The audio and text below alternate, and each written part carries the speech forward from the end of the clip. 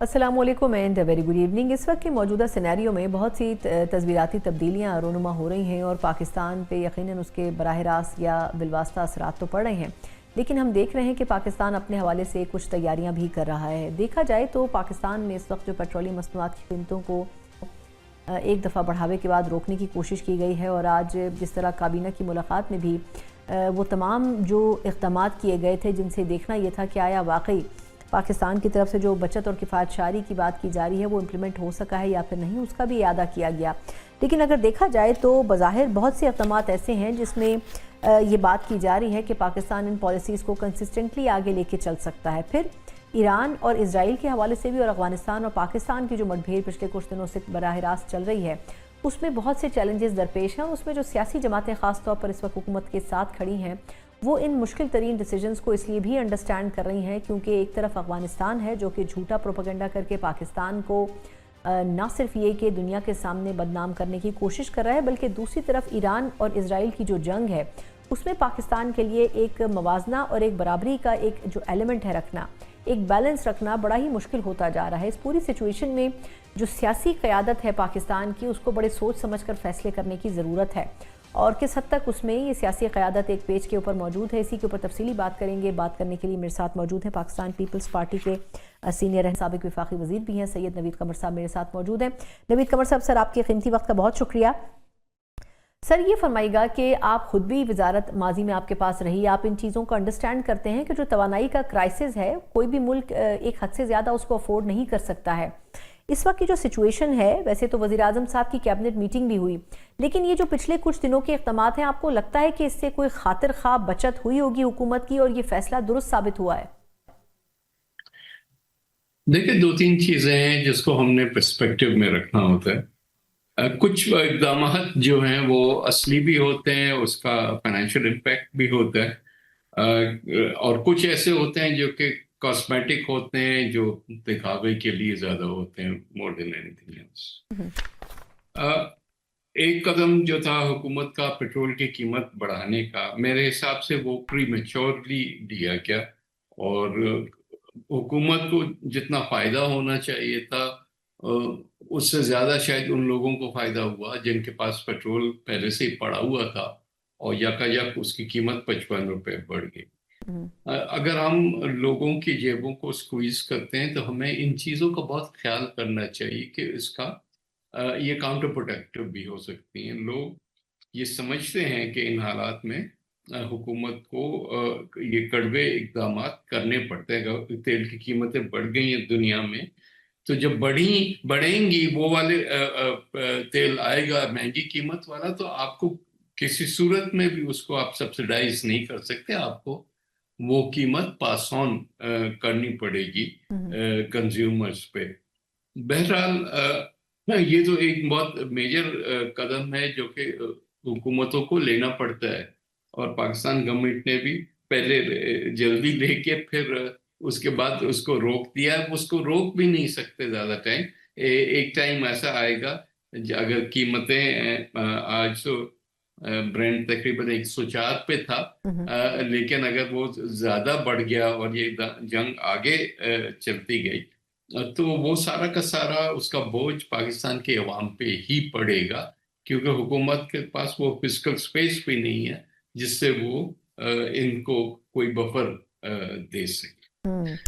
बाकी जहां तक और जो इकदाम है, 4 डे वर्क वीक है, देखते हैं उसका कितना इम्पैक्ट आता है, कितनी सेविंग आती है हमारी। कम से कम एक्सटर्नल अकाउंट पे उसका इम्पैक्ट जरूर आएगा कि अगर हम पेट्रोल जितना नॉर्मली मंगाते हैं उससे कम मंगाएंगे तो हमारे जो इंपोर्ट बिल वो कम होगा।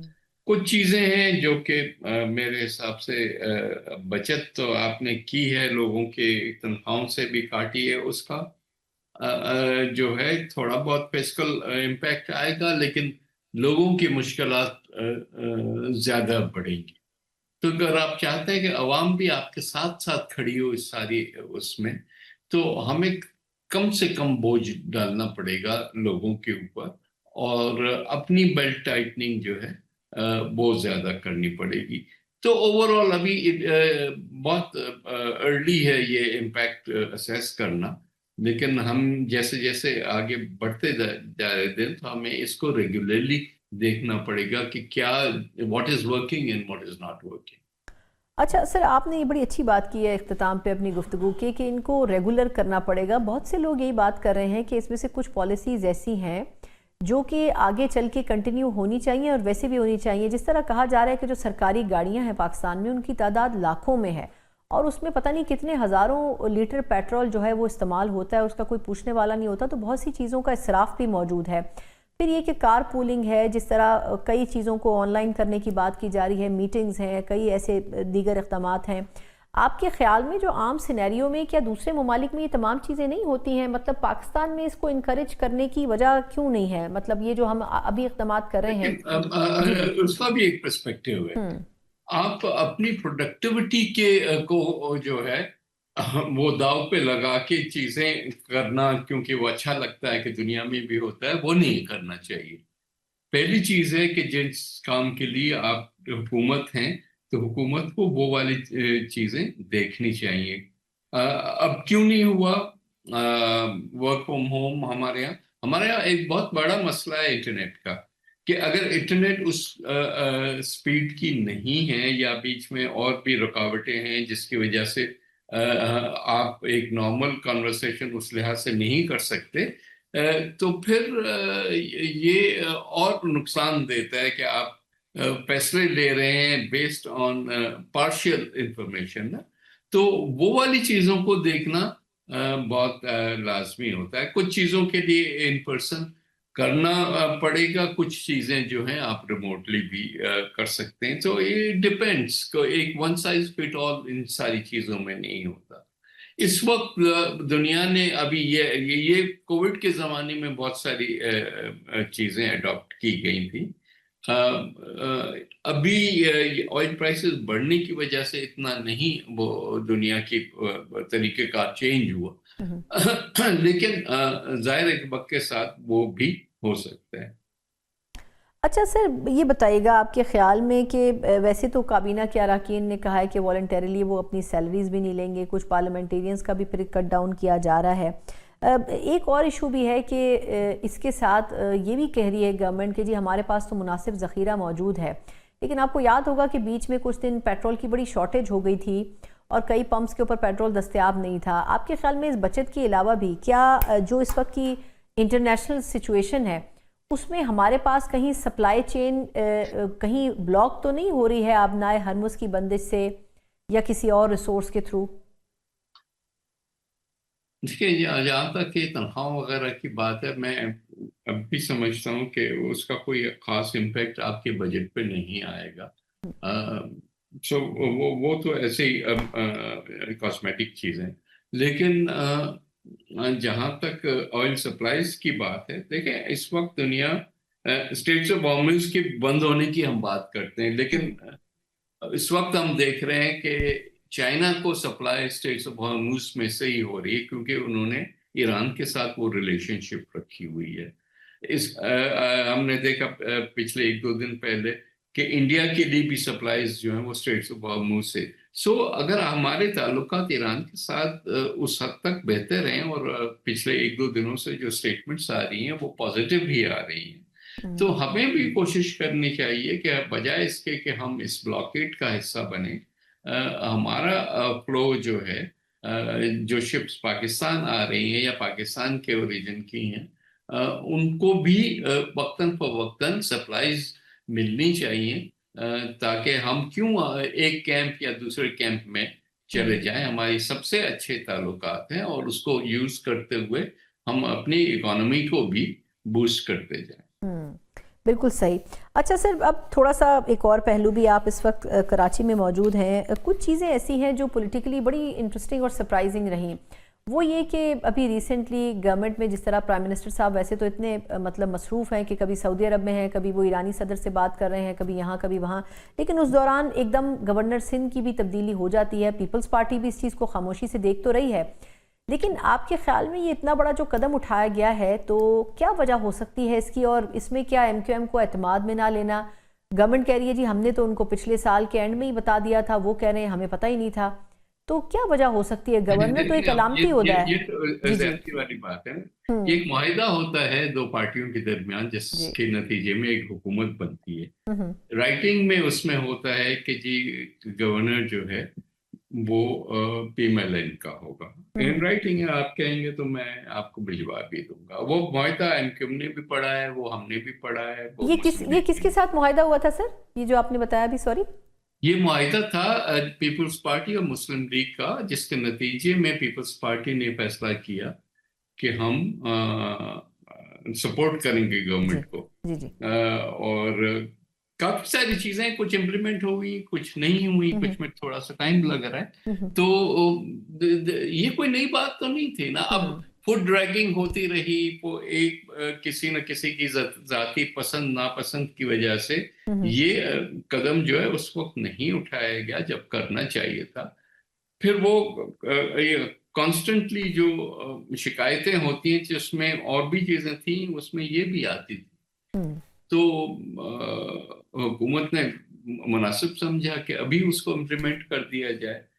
تو اور بالکل یہ کہنا کہ ہمیں تو پتہ نہیں تھا از ناٹ کریکٹ, کہ ان کو پتہ تھا کہ یہ ہونا ہے. اب کب ہونا ہے, ٹائمنگ شاید ہو سکتا ہے حکومت کو اسی دن جب یہ امپلیمنٹ کر رہے تھے تو اپنے اور اتحادیوں کو بھی کانفیڈنس میں لیتے, جو کہ شاید انہوں نے نہیں کیا, جس کی وجہ سے یہ شاک لگ رہا ہے. اچھا, آخری سوال سر, آپ کے خیال میں اس میں ابھی تک کچھ پتہ نہیں چل سکا ہے کہ MQM کہاں کھڑی ہوگی, لیکن اگر وہ نکل جاتی ہے اتحاد سے, آپ بھی اتحاد کا حصہ ہیں, اور گرم سرد حالات کے باوجود بھی پیپلز پارٹی نے برداشت کیا ہے اور سپورٹ کیا ہے گورنمنٹ کو, تو کوئی فرق پڑے گا الائنس کو گورنمنٹ کے اگر وہ نکل بھی جائیں؟ لیکن ایک تو اوور آل کانسیپٹ ہے نا کہ ظاہر ہے کہ جتنی حکومت کے پاس سپورٹ ہوگی اتنی حکومت مضبوط ہوگی. تو MQM ان کی پیپلز پارٹی کے بعد نمبرز وائز چلے اتنے قریب نہیں آتے, لیکن ایک بڑی الائے ہے. حکومت کو بھی چاہیے کہ اتنا آسانی سے ان کو نکل جانے نہ دیں, اور اس کی صرف ہینڈلنگ کی ضرورت ہوتی ہے جو کہ کی جانی چاہیے.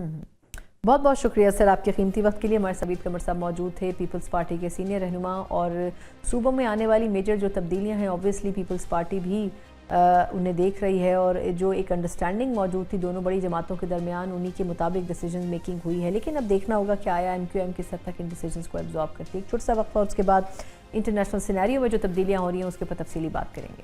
اس کے بعد ایک بار پھر آپ کو خوش آمدید کہتے ہیں. پاکستان اور افغانستان کے درمیان جو آپسی جنگ کی سچویشن ہے اس کو کئی ہفتے گزر چکے ہیں, اور ہمیں ایسا محسوس ہوتا ہے کہ پاکستان بڑی پریسائزلی بہت ہی جو لمیٹڈ پوائنٹس ہیں جہاں پر سمجھنا چاہیے کہ اسٹریٹجیکلی ان پر اٹیکس بڑے ضروری ہیں, جو کہ پاکستان کی طرف سے کوشش ہے کہ جو اسلحے کے ڈپو ہیں, جو ذخائر ہیں, ان کو نشانہ بنایا جائے, وہ ابھی بھی جاری ہے. لیکن افغانستان کی طرف سے جو پروپیگنڈا پاکستان کے خلاف ہو رہا ہے, اور سرپرائزنگلی جو اس میں کچھ ویسٹرن بھی پلیٹ فارمز شامل ہیں جو کہ پاکستان کے خلاف بات کر رہے ہیں, بلے جو انٹرنیشنل میڈیا کے کچھ اینکرز ہیں وہ بھی اس کے اوپر بات کر رہے ہیں. سرپرائزنگلی ایسا لگتا ہے کہ وہ کسی اور ایجنڈے کے اوپر ہیں جو کہ پاکستان کے خلاف زہر اگلنے کی ایک بہت بڑی کوشش بھی کر رہے ہیں.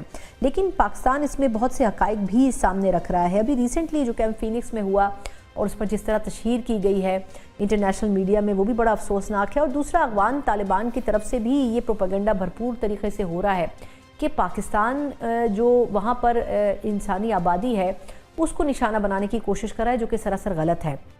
لیکن اس وقت کے سینیریو میں جہاں ایک طرف ہم دیکھ رہے ہیں کہ ایران اور اسرائیل کی جنگ ایسا محسوس ہوتا تھا کہ کچھ دنوں پر محیط ہوگی, لیکن وہ معاملہ بھی ابھی تقریباً 16-17 دن میں داخل ہو چکا ہے. کس طریقے سے اب ریجن میں ایک اسٹیبلٹی کا ایلیمنٹ آتا ہوا کیا نظر بھی آ رہا ہے یا پھر نہیں, اس پہ ذرا تفصیلی بات کریں گے. بات کرنے کے لیے میرے ساتھ موجود ہے ماہر اسلامی امور احمد حسن العربی. احمد صاحب بہت شکریہ آپ کے وقت کے لیے.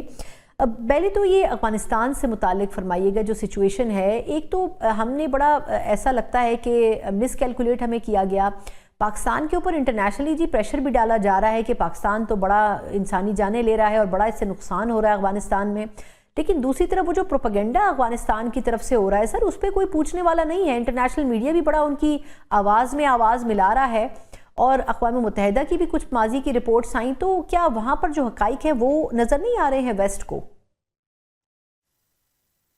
جی بہت شکریہ. دیکھیں, ایک دو نیوز چینلز یا چند نیوز چینلز جو ہیں وہ ویسٹرن میڈیا کو ریپرزینٹ نہیں کرتے.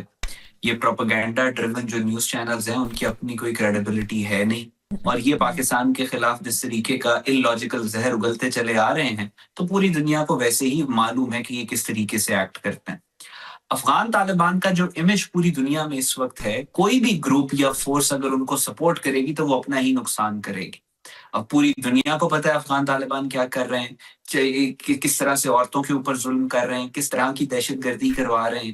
یہ اگر ایک دو نیوز آؤٹ لیٹس اس طریقے سے پیڈ پروپیگنڈا پاکستان کے خلاف کرتے ہیں تو اس کی جو شیلف لائف ہے وہ 24 گھنٹے سے زیادہ کی نہیں ہے۔ پاکستان گراؤنڈڈ فیکٹ اور ایویڈنس کے ساتھ افغانستان کے اندر کارروائی کر رہا ہے۔ پاکستان نے پوری دنیا میں جو یونائٹڈ نیشن کے پروٹوکول سے لے کر انٹرنیشنل لا کے پروٹوکول سارے پورے کر کے افغانستان کے اوپر یہ غصب الحق لانچ کی ہے، اور اس کے دوران بھی پاکستان کی جو ملٹری ہے اس کا ایک بیک گراؤنڈ ہے۔ یہ آپریشن غصب الحق جو ہے یہ ایک مہینہ پہلے تو یہ جو ایک ہفتہ پہلے لانچ ہوا ہے، لیکن پچھلے 70 سال سے there is an operational mechanism of Pakistan army, اور پاکستان آرمی کا پوری دنیا کو پتہ ہے کہ کس طریقے سے آپریٹ کرتی ہے۔ اس فوج نے کبھی بھی جنگ کے دوران نہ اس نے کبھی انٹرنیشنل لا کو بریک کیا، نہ اس نے جنگوں کے قانون کو بریک کیا، اور نہ کبھی اس نے سویلین پاپولیشنز کو ٹارگٹ کیے۔ سو یہ ساری دنیا کو پتہ ہے کہ جو پروپیگنڈا اس وقت یہ چند ایک نیوز چینلز پیسہ لے کے کر رہے ہیں، اس کی کوئی اتنی زیادہ ویلیو، کوئی اتنی زیادہ ورتھ نہیں ہے۔ صحیح۔ اچھا احمد، یہ بھی بتائیے گا کہ ویسے تو ہم نے پچھلے کچھ عرصے میں پہلے ایمنسٹی انٹرنیشنل کا جھوٹ دیکھا، پھر ہم نے اقوام متحدہ کو دیکھا جی اتنے لاکھوں وہاں پر لوگ ہیں ان کو غذائی اجناس نہیں مل پا رہی ہیں۔ ابھی جو ریسنٹلی 16 مارچ کو پاکستان نے کارروائی کی اس میں پہلے انہوں نے یہ ڈھنڈورا پیٹا کہ جی بحالی مرکز تھا، بعد میں پتہ چلا کہ وہاں پر تو اسلحے ڈپو تھے اور وہاں کنٹینرز میں لوگوں کو ڈرگز دے کے نشہ کروا کے ان کو مجبور کیا جاتا تھا خودکش حملہ آور بننے کے لیے۔ اب یہ جو پروپیگنڈا ہے اس کو ویسٹرن میڈیا کس حد تک مطلب اس کے اوپر بات کر رہا ہے، اور اس سے یہ ایک جو طالبان کے جھوٹے نیریٹو ہیں جو بڑے سیکوینس کے ساتھ پچھلے کچھ ہفتوں میں نظر آ رہے ہیں، اس کو کتنا تقویت ملتی ہے کہ ایک طرف آپ ریہیبلیٹیشن سینٹرز کی بات کر رہے ہیں، دوسری طرف آپ یہ بھی کہہ رہے ہیں کہ وہاں پر اسلحے کے ڈبو بیک ٹو بیک وہاں پھٹ بھی رہے ہیں۔ یہ کس حد تک جو جھوٹ جس کا پردہ پاکستان چاک کر رہا ہے، اس سے کیا فرق پڑے گا اس نیریٹو پہ جو کہ افغانستان بیچ رہا ہے؟ دیکھیں افغانستان کا نیریٹو اس وقت there is absolutely no doubt it's an unpopular narrative۔ Camp Phoenix کے اوپر جو حملہ ہوا اس کو انہوں نے اس کے خلاف جو پروپیگنڈا کرنے کی کوشش کی وہ ان ٹولز کا استعمال کرنے کی کوشش کی جو اب سے 20 سال پہلے آبسولیٹ ہو چکے تھے۔ افغان طالبان کو اس بات کا علم نہیں ہے کہ سیٹلائٹ امیجری جو ہے وہ کس طریقے کا رول پلے کرتی ہے آج کل کی ماڈرن کانفلکٹ انوائرمنٹس کے اندر۔ اور دوسرا دنیا میں جتنے بھی ہاسپٹلس کے اوپر اٹیک ہوئے ہیں ماضی میں، ہاسپٹل 2000 بیڈ کا ہاسپٹل ایک بڑا ہاسپٹل ہوتا ہے، 2000 پیشنٹس ہیں اس کے اندر نرسز ہیں، اس کے اندر دوسرا سٹاف ہے، اس کے اندر ڈاکٹرز ہیں، اس کے اندر اٹینڈنٹس ہیں، وہ سب کہاں گئے؟ آج کل سٹیزن جرنلزم کا دور ہے، موبائل کے اوپر تصویریں بنتی ہیں۔ غازہ کے اندر جب ہاسپٹلز پہ سکولز کے اوپر حملے ہو رہے تھے تو اس کے ساتھ ساتھ باقاعدہ فوٹیج جو لوگ ایویکویٹ کر رہے تھے وہ بنا رہے تھے، اس طرح کی تو کوئی فوٹیج نہیں آئی۔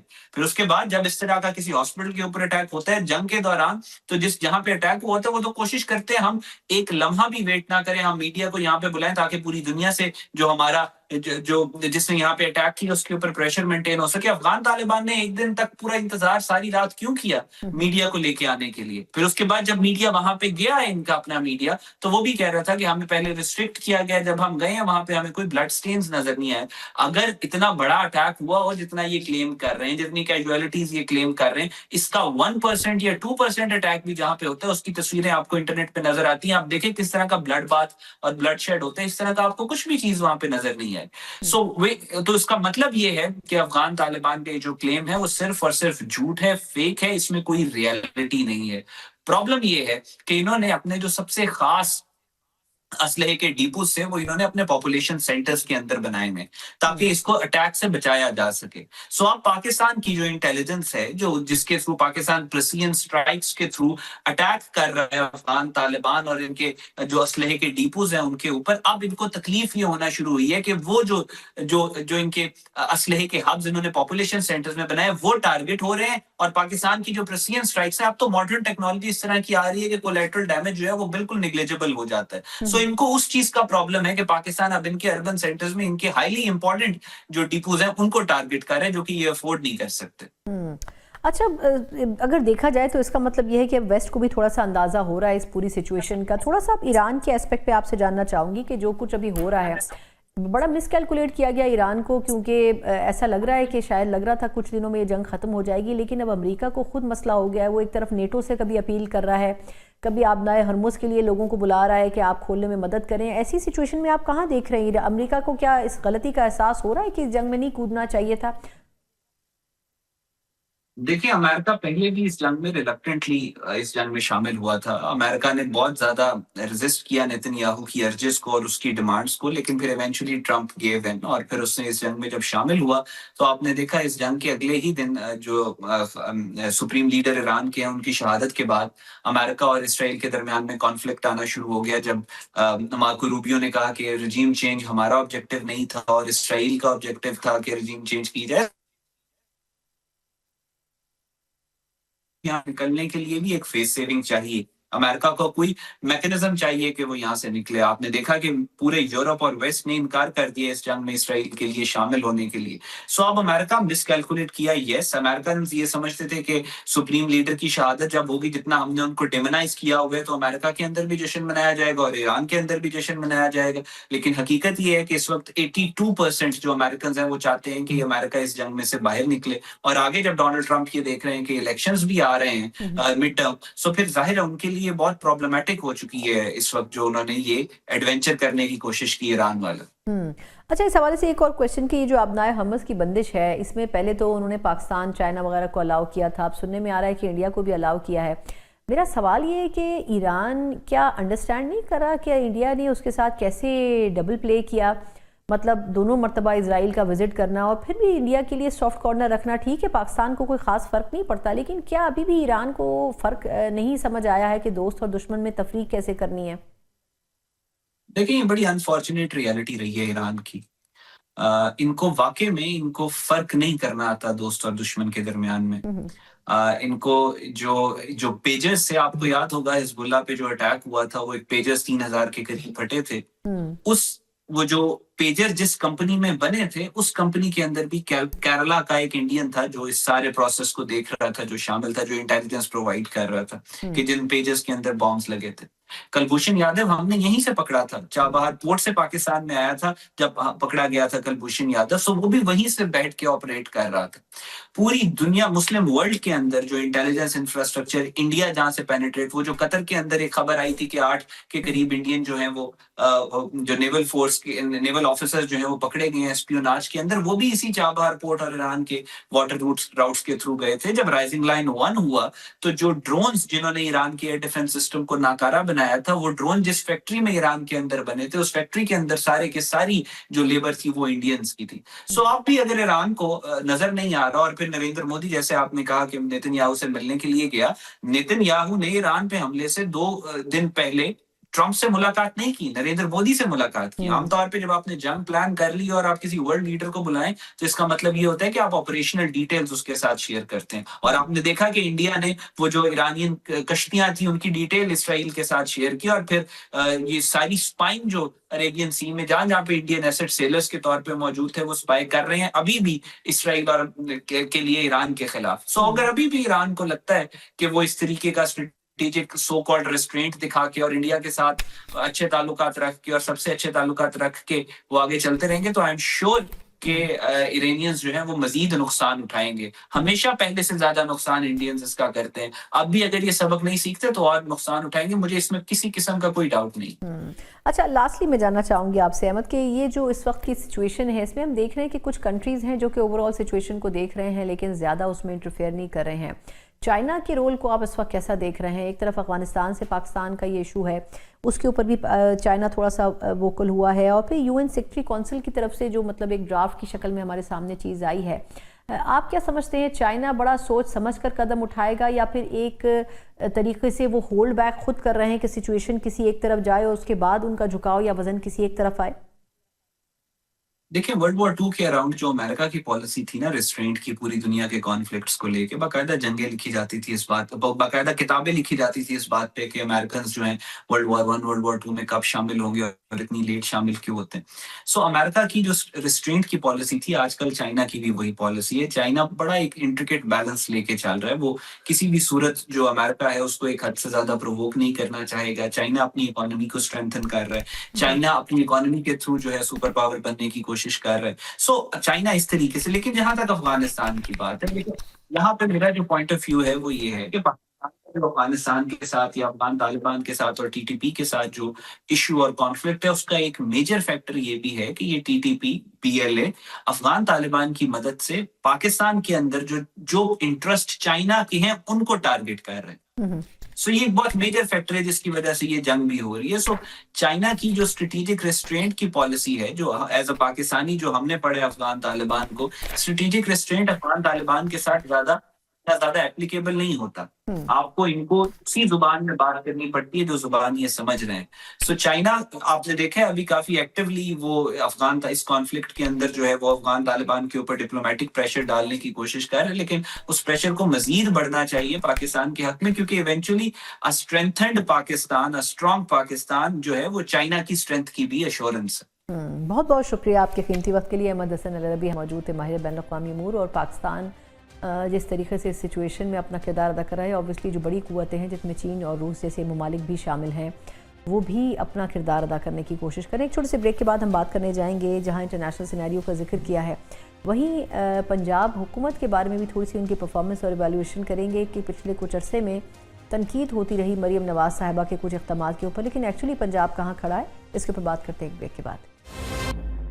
بریک کے بعد ایک بار پھر آپ کو خوش آمدید کہتے ہیں. ہم جہاں انٹرنیشنل سینیریو میں بہت سی تبدیلیوں کا ذکر کر رہے ہیں، اس وقت خطے میں جو کچھ ہو رہا ہے اس کے کہیں نہ کہیں پاکستان پر تو اثرات مرتب ہو ہی رہے ہیں، لیکن پاکستان کے پاس بھی بڑی محدود چوائسز ہیں، اور اگر دیکھا جائے تو ان چوائسز کے ساتھ پاکستان کے لیے ایک بیلنس مینٹین کرنا بہت ہی مشکل قدم ہے. لیکن کوششیں ہو رہی ہیں کہ پاکستان ایک طرف اپنے اتحادیوں کو لے کر چلے، دوست ممالک کو لے کر چلے، اور پھر پاکستان کے آس پڑوس میں جو ممالک موجود ہیں ان کے بھی اثرات سے پاکستان اپنے آپ کو محفوظ رکھ سکے، اور جو لائن پاکستان ڈرا کرنے کی کوشش کر رہا ہے وہ بھی وہ ممالک مینٹین کریں، اس کی رسپیکٹ کریں. لیکن اگر اندرون خانہ دیکھیں تو پاکستان کے اندر اس وقت بہت سے مسائل موجود ہیں، جس میں مہنگائی ہے، جس میں کئی چیلنجز ہیں. اکنامک کرائسس بڑے عرصے سے ہے پاکستان میں، لوگوں کی جو قوت خرید ہے اس کو بڑا نقصان پہنچا ہے. پھر سیکیورٹی کے حوالے سے بھی بہت سے سوالات ہیں. پھر دیکھا جائے تو کئی پولیٹیکل پارٹیز ہیں، ان کی اپنی ترجیحات ہیں، ذاتی مفادات ہیں، اور ان تمام چیزوں کے اوپر بھی بات کرنے کی ضرورت ہے کہ کیا پاکستان میں سیاسی جماعتیں جو ہیں وہ اس سے قطعی نظر صرف اپنے مفادات کا تحفظ چاہتی ہیں، جو کہ بڑا ایک افسوسناک عمل ہے. اگر ہم پروونسز کے حوالے سے بات کریں تو اس میں بہت سے ایسے صوبے ہیں جن کی شکایات پنجاب کے حوالے سے رہی ہیں، اور پھر پنجاب کے حوالے سے سوالات بھی اٹھتے رہے ہیں. ابھی ریسنٹ ایگزامپل اس کی پی آئی اے کی نچکاری اور پھر پنجاب کی طرف سے 11 ارب روپے کا ایک جہاز خریدا جانا ہے، جس کے اوپر سوشل میڈیا پہ بڑے عرصے واویلا کیا جاتا رہا. لیکن پنجاب میں جس رفتار کے ساتھ منصوبے اناؤنس ہو رہے ہیں، کیا واقعی اتنا اخراجات اور اتنا پیسہ پنجاب کے پاس یا گورنمنٹ کے پاس موجود ہے؟ یہ بھی ایک سوال ہے. اور وہ جو منصوبے شروع ہو رہے ہیں ان کی کمپلیشن کب ہوگی، یہ بھی ایک سوال ہے. اور اگر دیکھا جائے تو اگر پاکستان میں ایک صوبہ یعنی پنجاب مثبت ڈائریکشن میں کام کر رہا ہے تو پھر وہ ماڈل باقی صوبوں کو اڈاپٹ کرنے میں کوئی حرج نہیں ہونا چاہیے. ان تمام چیزوں کے اوپر یقیناً بات کرنا چاہیں گے، اور بات کرنے کے لیے ہم کوشش کریں گے کہ ہمارے ساتھ ایسی شخص جو کہ اس کے حوالے سے ایک نیوٹرل اوپینین دے، ایک انفرادی اوپینین دے، اور خود پنجاب کا شہری ہونے کی حیثیت سے، پاکستان کا شہری ہونے کی حیثیت سے جن جن چیزوں میں امپروومنٹ کی گنجائش موجود ہے وہ اس حوالے سے بڑا ووکل بھی رہے ہیں. ان تمام چیزوں پر بات کرنے کے لیے میرے ساتھ موجود ہیں جواد احمد صاحب، جو کہ چیئرمین ہیں برابری پارٹی کے. ویسے تو سیاست میں بھی بڑے عرصے سے قدم رکھا ہوا ہے، لیکن سوشل ایشوز کے اوپر بھی بڑے عرصے سے کھل کر بات کرتے ہیں. میں بات کرنا چاہوں گی جواد بھائی، آپ کے وقت کا بہت شکریہ. ہم اکثر و بیشتر آپ سے پروگرام میں بات کرتے رہے ہیں، لیکن میں اسپیسیفکلی چاہوں گی کہ پہلے ہم تھوڑا سا پنجاب کی بات کر لیں. آپ کے خیال میں اس وقت جو سچویشن ہے پنجاب میں، 2 سال ہو گئے ہیں وزیر اعلیٰ صاحبہ کو جب سے انہوں نے عہدہ سنبھالا ہے، اور بڑی ایک سپیڈ کے ساتھ انہوں نے کام کرنے کی کوشش کی، کیونکہ ان کے سامنے جو ماڈل تھا وہ شہباز شریف صاحب کا تھا. آپ کے خیال میں آپ کہاں گریڈ کرتے ہیں پنجاب کی ابھی تک کی گورنمنٹ کی پرفارمنس کو، جتنے دعوے کیے جاتے رہے سوشل میڈیا پر؟ اچھا دیکھیں، سرمایہ دارانہ نظام کے اندر نا یہ جو سچویشن ہے کہ لوگ سمجھتے ہیں کہ وہ کوئی جادو کی چھڑی سے کچھ چیزیں ٹھیک کر لیں گے، تو وہ تو ہونے والا ہے نہیں. اور مجھے لگتا ہے کہ اس کے حوالے سے اگر دیکھا جائے تو نون لیگ جو ہے، کیونکہ ان کے پاس ایک لیگیسی ہے اس نظام کو چلانے کی، اور یہ چونکہ خود بھی انڈسٹریلسٹ ہیں یہ، اور سرمایہ داری نظام کو سمجھتے بھی ہیں. پھر ان کا ایک رول جو ہمیشہ سے رہا ہے وہ یہ رہا ہے کہ یہ انفراسٹرکچر پہ جو ہے وہ بہت زیادہ فوکس کرتے ہیں، چاہے وہ موٹر وے ہو، چاہے وہ اور اس طرح کے جتنے بھی ان کے منصوبے ہوتے ہیں، تو وہ نظر بھی آتے رہتے ہیں لوگوں کو. اور ایک اور بات بھی ہے کہ یہ چونکہ لاہور اسپیسیفک بہت زیادہ کام کرتے ہیں. اب لاہور چونکہ ایک آپ کو پتہ ہے گڑھ ہے، ایک طرح سے ہب ہے، اکنامک ہب بھی ہے، پاکستان کے ایک بڑے شہروں میں سے بھی ایک شہر ہے، بلکہ دوسرا بڑا شہر ہے. سینسس کو دیکھیں تو شاید پہلا بڑا شہر ہے، کیونکہ کچھ سمجھ نہیں مجھے آئی تھی کہ کراچی میں کیسے کم آبادی ہو سکتی ہے پاکستان لاہور سے. لیکن بہرحال تو لاہور کے اندر چونکہ یہ کرتے ہیں، تو یہ بھی اگر آپ دیکھیں تو اس نظام کے اندر جو کیپٹلسٹ سسٹم ہے، اس کے اندر جیسے پیرس ہے، جیسے نیو یارک ہے، جیسے لنڈن ہے، اس طرح اور بھی جاپان میں ٹوکیو ہے، چائنا میں شنگھائی ہے یا بیجنگ ہے. تو اس طرح اگر آپ دیکھیں تو ایک جگہ ایسی فوکس کر کے ان پہ ڈیولپمنٹ کا ماڈل بنایا ہی جاتا ہے. تو اس حوالے سے مجھے لگتا ہے کہ انہوں نے ایسا ہی کام کیا ہے کہ لوگ نہ چاہتے ہوئے بھی، بے شک مہنگائی ہو، غربت ہو، بے روزگاری ہو، وہ تو رہتی ہے پاکستان میں، کیونکہ ہم تو یہ سمجھتے ہیں سرمایہ داری کا بحران پوری دنیا میں، اور یہ رہے گی جب تک. ہم تو کہتے ہی ہیں کہ اس نظام کو جانا ہوگا. لیکن چونکہ یہ نظام یہ چلا بہتر سک رہے ہیں، اس لیے کیونکہ یہ خود اس نظام کا حصہ ہیں، تو مجھے لگ رہا ہے کہ لوگ جو ان کو پسند بھی نہیں کرتے نا، وہ بھی ان کے اس طرح کے منصوبے جو ہیں وہ ان کو کہتے ہیں کہ ہاں یار یہ اچھا ہے، کیونکہ یہ لوگوں کے لیے فائدہ مند ہے یا لوگوں کی فیسیلٹی ان کو دے رہا ہے. تو میرا خیال ہے کہ اس سے شاید ان کو فائدہ ہوا ہے بڑا اس دفعہ. اچھا اب یہ بتائے گا کہ چلیں ان کو ایک آئیڈیا تو ہے، بڑے عرصے سے حکومت میں رہے ہیں کہ کس طرح لوگوں کو اٹریکٹ کرنا ہے، لیکن یہ اب ایز اے سٹیزن آپ کیا سمجھتے ہیں کہ ایک بڑا واویلا اس کے اوپر ہوا، وہ جو جہاز انہوں نے خریدا، ویسے تو ایک بڑی چھوٹی سی مطلب ایک اسٹیپ ہے، لیکن میں پھر بھی آپ کو اوپینین چاہوں گی. ایک طرف ہم نے 10 ارب روپے میں PIA بیچی، انہوں نے 11 ارب روپے میں ایک جہاز خریدا جو اپنے استعمال میں، پھر انہوں نے ان کی جو وزیر تھی انہوں نے کہا جی یہ تو پنجاب کا پیسہ ہے، ہم جو مرضی کریں. لیکن آپ کے خیال میں یہ جو اقدامات ہوتے ہیں یہ ٹیسٹ نہیں ہوتے عوام کے سامنے کہ آپ کیا کر رہے ہیں، یا آپ کو لگتا ہے کہ نہیں اس سے فرق نہیں پڑتا؟ بہت فرق پڑتا ہے. دیکھیں آپ مطلب میرے سے بات کر رہی ہیں اگر، تو میں تو اس کا بہت ہی بڑا ناقد ہوں، کیونکہ ہم جو پارٹی بنا رہے ہیں وہ کلاس بیسس پہ بنا رہے ہیں. ہم تو کہہ رہے ہیں کہ مڈل کلاس اور غریبوں کی اور محنت کشوں کی پارٹی ہے یہ. تو ہمارے سامنے تو ماڈل جو ہے وہ یہ ہے کہ جیسے انبیاء علیہ السلام رہتے تھے، جیسے بڑے بڑے انقلابی رہتے تھے دنیا میں، جیسے بڑے بڑے مصلحین رہتے تھے، تو ان کے پاس تو بہت چھوٹے مینز میں زندگی گزارنے کا جو ہے وہ معاملہ ہوتا تھا. یہی ان کا تجربہ جو ہے آگے بھی آنا چاہیے اگر ایسے لوگ آئیں. اب چونکہ یہ سارے امیر کبیر لوگ ہیں، دیکھیں آپ ذہن رکھیں کہ یہ سارے کے سارے، چاہے وہ شریف خاندان ہو، چاہے وہ بھٹو زرداری خاندان ہو، چاہے وہ عمران خان ہو، چاہے وہ عمران خان کی بہنیں ہوں، چاہے وہ شاہ محمود قریشی ہوں، کوئی بھی، یہ سب لوگ یہ ایک ہی طبقہ ہے. یہ ارب پتی کھرب پتی لوگ ہیں سارے، بہت بے شمار جدادیں ہیں، ان کا شاہانہ رہن سہن ہے.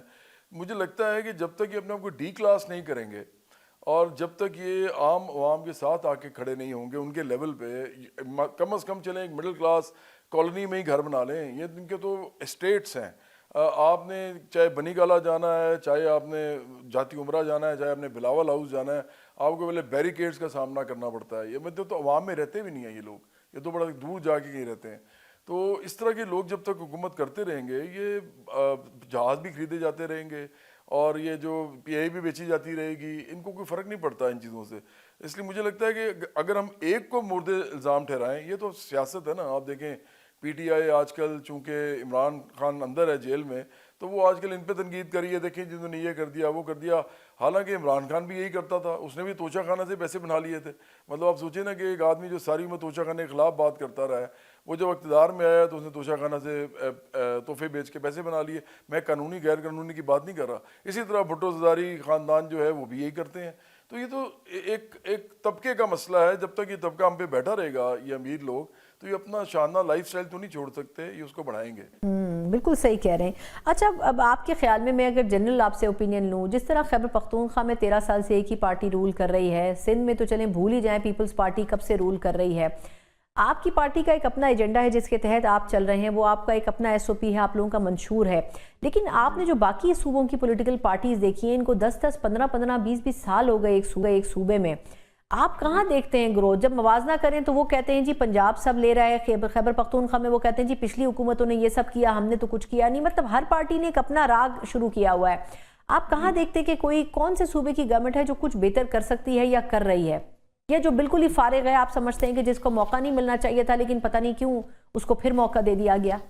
کسی کی بھی نہیں کر رہی. دیکھیں آپ کو اور مجھے بالکل صحیح بات لوگوں کو بتانی چاہیے. آپ بھی جائیں پشاور، میں بھی چلا جاتا ہوں، میں بھی جاؤں سندھ میں کسی بھی حیدرآباد کراچی، آپ بھی چلے جائیں. اسی طرح پنجاب میں آپ لاہور سے تھوڑا سا باہر نکلیں، لاہور تھوڑا سا انہوں نے بہتر بالکل بنایا ہے. باہر نکلیں آپ کو پتہ چل جائے گا. اسی طرح آپ بلوچستان میں چلے جائیں, کوئٹہ سے باہر نکلیں تو آپ کو پتہ چل جائے گا. تو ایشو تو یہ ہے کہ جو صوبوں میں, اسی طرح گلگت بلتستان بھی ہے, تو صوبوں کے اندر آزاد کشمیری میں اس کے اندر لے کے آؤں گا, اس کے اندر بھی اسی طرح کے حالات ہیں, بلکہ بڑی غربت ہے اس وقت, وہاں پہ بڑی تحریکیں چل رہی ہیں. تو اگر دیکھا جائے تو یہ سارے کے سارے صوبے جو ہیں ان کے اندر جو نظام چل رہا ہے وہ امیروں کے ہی لیے ہی چل رہا ہے, وہ غریبوں کے لیے نہیں چل رہا. اور نہ تو دیکھیں ان کی شرح خواندگی میں کوئی اضافہ ہوتا ہے, نہ زیادہ بہت کوئی سبسٹینشل, نہ یہ ہیلتھ کے ایشوز جو ہیں ان کے اوپر کوئی بہت زیادہ کام کر پاتے ہیں. یہ چھوٹے موٹے ایک دو کوئی اسپتال بنا دے گا, کوئی ایمبولینس سروس بہتر کر لے گا, لیکن ایک ہوتا ہے کمپریہنسولی لوگوں کو ان کی ضروریات زندگی اور ان کے سہولیات زندگی کو بہتر کرنا, وہ تو ان کے ہاتھ میں نہیں ہے. میں نے آپ پہلے بھی کہا کہ پاکستان میں لینڈ ریفارمز نہیں ہوں گے, اور لینڈ سارا ان کے پاس ہے, وہ کیوں کریں گے لینڈ ریفارمز؟ وہ شہری اور دیہاتی دونوں علاقوں میں ہونے والے ہیں. اسی طرح جو اس ملک کے اندر آئی پی پیز کا رول ہے, اگر وہ ختم نہیں ہوگا, عام لوگ آئی پی پیز پہ ہاتھ ڈال سکتے ہیں, یہ نہیں ڈال سکتے کیونکہ ان کے اپنے دوست ہیں آئی پی پیز, یا یہ خود اس میں انوالوڈ ہیں, ان کے اپنے پیسے لگے ہوئے ہیں. اسی طرح اس ملک میں انڈسٹریلائزیشن نہیں ہو رہی کیونکہ جو امیر لوگ ہیں ان کو پروفٹ کے اوپر انڈسٹری بنانی ہے, چاہے وہ شوگر انڈسٹری ہی چلاتے جا رہے ہیں, اسی سے پیسے بناتے جا رہے ہیں. اس کی ضرورت نہیں ہے پاکستان کو, پاکستان امپورٹ بھی کر سکتا ہے شوگر, لیکن وہ اپنا پیسہ وہی انویسٹ کرنا چاہتے ہیں جہاں پہ کیش کراپس ہیں, فوراً پیسہ مل جاتا ہے. تو یہ سارے ایشوز جو ہیں یہ سارے امیروں کے ایشوز ہیں. پاکستان کے لوگ جو غریب ہیں, جو محنت کش ہیں, جو مڈل کلاس ہیں, وہ پارلیمنٹ میں نہیں ہیں, اور وہ پارلیمنٹ میں جا بھی نہیں سکتے اس سسٹم کے اندر, کیونکہ کروڑوں روپے کا الیکشن ہوتا ہے, وہ کیسے لڑیں گے الیکشن؟ تو اس کے لیے ایک ایسی پارٹی چاہیے, جو برابری پارٹی جو بنی ہے, جو پارٹی صرف اور صرف ایک کراؤڈ فنڈنگ کے ذریعے اپنے لوگوں کو الیکشن میں اتارے, اور وہ اس کے اندر 1-2 کروڑ ممبرشپ ہو, اور پھر کہیں جا کے وہ پارٹی کھڑی ہو ان کے سامنے. کیونکہ پیسے کا مقابلہ پیسے سے تو کرنا پڑتا ہے, لیکن تھوڑے پیسے سے مقابلہ ہو سکتا ہے اگر نفری زیادہ ہو لوگوں کی. اور دوسرا یہ کہ اگر پارٹی کے پیسے جو ہیں وہ انڈیویجول نہ لگائے اپنے اوپر, اور خود پیسے لگا کے خود کاروبار نہ کرے, سیاست کو نہ بنائے, بلکہ پارٹی کے ذریعے ہی کام کرے, تو پھر کہیں جا کے یہ صوبوں کی صورتحال بھی بہتر ہوگی اور پاکستان کی بھی ہوگی. ادروائز مجھے امیروں کی یہ جو اشرافیہ ہے, یعنی جس کو ہم ایلیٹ کیپچر بھی کہتے ہیں, یہ اسی طرح چلتا رہے گا. اچھا, آخری سوال جواد بھائی, کہ آپ کے خیال میں یہ جو اس وقت ایجوکیشن ہے, ہیلتھ ہے, یہ بیسک جو سیکٹرز ہیں, پھر گورننس ہے, آپ کے خیال میں ترجیح ہماری مطلب کیا نظر آتی ہے؟ ہم نے دیکھا ہے بڑے منصوبے اناؤنس ہو رہے ہیں جی, ایجوکیشن کے اوپر, ہیلتھ کے اوپر, پتہ نہیں کتنے کارڈز تو مارکیٹ میں آ چکے ہیں, صحت کارڈ اور ایجوکیشن کارڈ اور پتہ نہیں فلاحی کارڈ, غذا کے حوالے سے, فوڈ کے حوالے سے کارڈز آ گئے ہیں. ان سے کوئی فرق پڑتا ہے؟ آپ عوام کو بھیک کا پیالہ دے دیں اور وہ اس قسم کی چیزیں لیں, یا بجائے اس کے کہ ان کو فیسیلیٹیٹ کیا جائے بنگلہ دیش کے ماڈل پر, انڈیا کے, چائنا کے ماڈل پر, کہ وہ خود اپنے پیروں پر کھڑے ہو کر کچھ کر سکیں؟ اگر آپ بالکل مجھ سے پوچھتی ہیں تو چائنا کا ماڈل اس وقت سب سے بہتر ہے, کیونکہ دیکھیں وہاں پہ ایک 1 پارٹی رول ہے, اور وہ سرمایہ داری نظام جو ہے مکس قسم کا چلا رہے ہیں. لیکن ان کے پاس جو فروٹ ان کو جو ملا ہے اس وقت, جو ان کی اکانومی جس کے اوپر بنی ہے, وہ ملا ہے ان کو لیبر کو آرگنائز کرنے کا فروٹ. مطلب مثال کے طور پہ وہاں پلانڈ اکانومی ہے. وہ ریاست کو یا کمیونسٹ پارٹی آف چائنا کو پتہ ہے کہ ہم نے اس ریاست کو آگے انڈسٹریلائز کتنا کرنا ہے, کہاں پہ ہبز بنانے ہیں, اکنامک زونز بنانے ہیں, اس کے علاوہ ہم نے کس ملک کے ساتھ کیا تعلقات رکھنے ہیں, فورن پالیسی سے لے کے انٹرنل تمام معاملات کمیونسٹ پارٹی ایک پارٹی دیکھ رہی ہے. تو ایک طرح سے سوشلزم کا کیریکیچر میں کہوں گا, لیکن بہرحال وہ اپنے آپ کو سوشلسٹ یا کمیونسٹ کہتے ہیں. تو تھرڈ ورلڈ میں تو سمجھتا ہی نہیں ہوں کہ سرمایہ داری نظام چل سکتا ہے. ایون انڈیا اور بنگلہ دیش بھی جو ہیں وہ ادھر بھی بڑی غربت ہے, اور لوگ انڈیا کو اتنی بڑی, وہ آپ کہتے ہیں کہ 4.5 شاید ٹریلین ڈالر ان کی اکانومی ہے, تو وہ کچھ بھی نہیں ہے اگر آپ ان کا 1 ارب 40 کروڑ آبادی بھی دیکھیں. اور 1 ارب 40 کروڑ آبادی میں اگر آپ 80 کروڑ لوگ غریب ہیں, اور ان میں سے 45 کروڑ انتہا کے غریب ہیں, تو مجھے نہیں لگتا کہ اس کو شائننگ انڈیا یا شائننگ اکانومی کہنا چاہیے. یہ زیادتی ہے. مطلب اتنے غریب لوگوں کے ساتھ آپ نہیں چل سکتے لے کے ان کو, اور پھر کہیں گے یہ سب جو ہیں یہ انڈیا کا شائننگ چہرہ ہے. وہ نہیں ہے. جس طرح سلم ڈاگ ملینئر آپ نے دیکھی ہوگی فلم, اس کے اندر جب انہوں نے اصل انڈیا دکھایا تو امیتابھ بچن بھی کہہ اٹھے کہ جی آپ یہ کیوں دکھا رہے ہیں. اور بھائی آپ سب کو دکھانا چاہیے کہ اس ملک میں کتنی غربت ہے, کہ اس میں کیا فرق پڑتا ہے. لیکن بہرحال میں صرف یہ کہہ رہا ہوں کہ مجھے لگتا ہے کہ اگر کوئی اکنامک ماڈل اس وقت تھرڈ ورلڈ کے اندر ہے اچھا, تو وہ چائنا کے اندر ہے. انہوں نے پروو کیا ہے, they have become a super power. مطلب they have actually they are now standing against America everybody knows that, امریکہ کو خود بھی پتہ ہے، بلکہ اسے جو جنگیں مسلط کی جا رہی ہیں اس کے اندر کہیں نہ کہیں چائنا کی پوزیشن سامنے رکھ کے ہی وہ کی جا رہی ہیں، اور اسرائیل کو اور امریکہ کو پتہ ہے کہ آخر کار ہمیں دیکھنا ہے کہ بیلنس کیسے کیا جائے چائنا کے ساتھ، کہ اس کا مونوپلائزیشن آف اکانومی یا مونوپلائزیشن آف فارن پالیسی وہ اس سے وہ ہمیں کہیں کھا نہ جائے یا ہمیں خراب نہ کرے۔ یورپ بھی اس معاملے میں پریشان ہے، تو مجھے لگتا ہے چائنا کا ماڈل اچھا ہے۔ بہت بہت شکریہ جواد بھائی آپ کے وقت کے لیے۔ یقیناً بالکل درست ہے کہ جو ممالک کامیاب ہوئے اپنے ماڈلز کے اوپر، جنہوں نے 20 30 40 سال لگائے ہیں اور آج وہ کسی بہت بہتر پوزیشن میں نظر آتے ہیں، پاکستان بھی انہی ماڈلز کو یا انہی کرائٹیریا کو اڈاپٹ کرتے ہوئے بہت سی چیزوں کو تبدیل کر سکتا ہے۔ امید کے ساتھ ہی پروگرام کا وقت ختم ہوتا ہے، مجھے اجازت دیجیے، اللہ حافظ۔